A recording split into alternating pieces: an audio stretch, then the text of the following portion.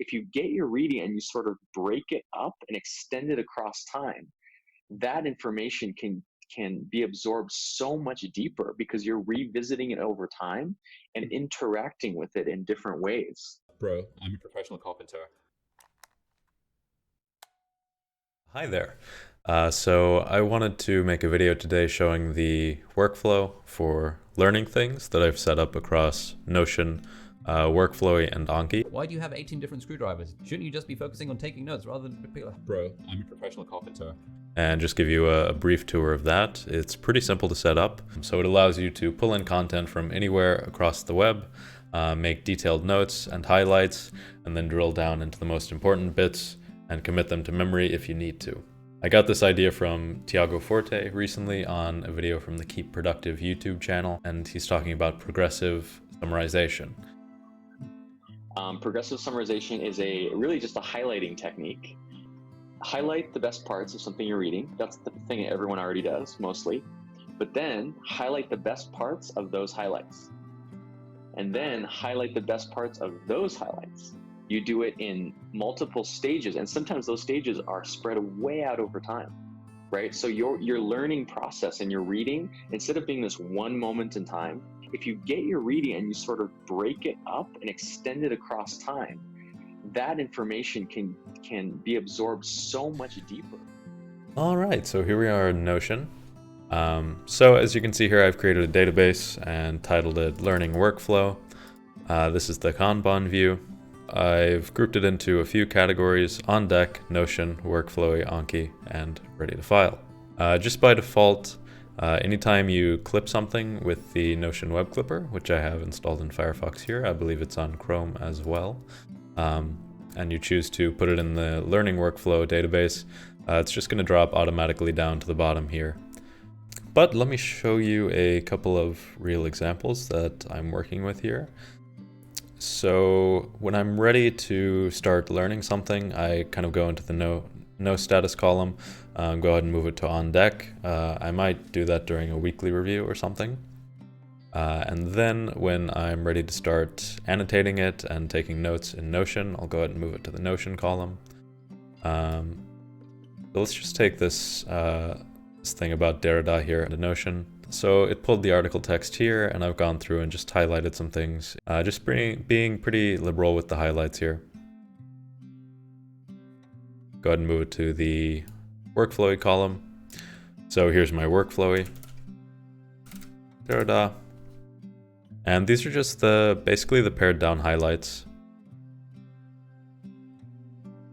Okay, so the next thing that I would want to do if I wanted to learn this really deeply is pull up Anki.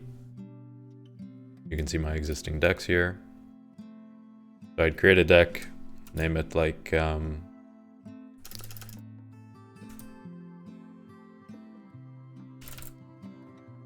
this, go into the deck, and start adding my cards.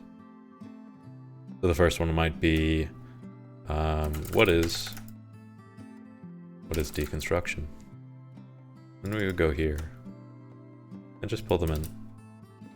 So the reason that I like this system is that it's really flexible. Not everything has to go through the Notion to Workflowy to Anki workflow. It's really dependent on the type of content that it is and how deeply you want to learn the thing. So to take another example, we have this video here, and I have it under Anki right now, How the Economic Machine Works by Ray Dalio. I'm not going to sit here and transcribe the whole video and pull in like related images to this video into Notion, although I could do that if I wanted to. I really just wanted to take this straight into Workflowy. So I just pulled it directly into Workflowy and basically bullet pointed the whole video. And now, if I wanted to memorize some portion of this stuff, which I probably do, I'm just going to pull it into Anki and do it that way. So this allows you to just export everything to one place, Kindle notes, web bookmarks, videos, have it all in one place and take it through this workflow. All right, so a quick guide in Notion on how I set up the learning workflow, just in case you're new. So here we are in the default workspace they provided for us. Let's add a page.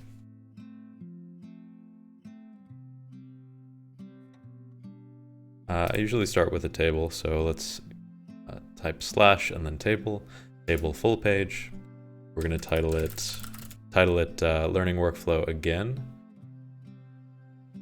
Go back to the previous one. Now we have this little page here that's going to open up into a table. And if you wanted to access this directly from the sidebar, just drag this in and delete the previous page. So now we can click on it and we go directly into a blank table. We're going to click add a view and go with board. This is the Kanban board. Yeah, so you see it's automatically filled in 3 blank cards for us. We're going to go ahead and delete those. And then we can add a group. So we can say on deck.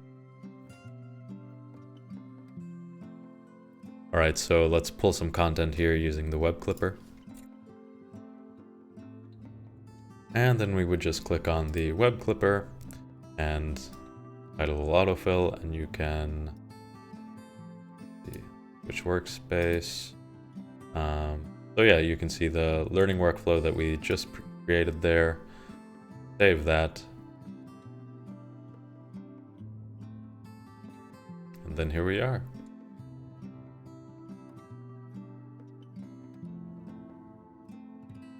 And the reason that I keep using Workflowy and don't keep everything in Notion is just because it makes it really clear to me now that it's in a different tool, in a different stage of the learning process.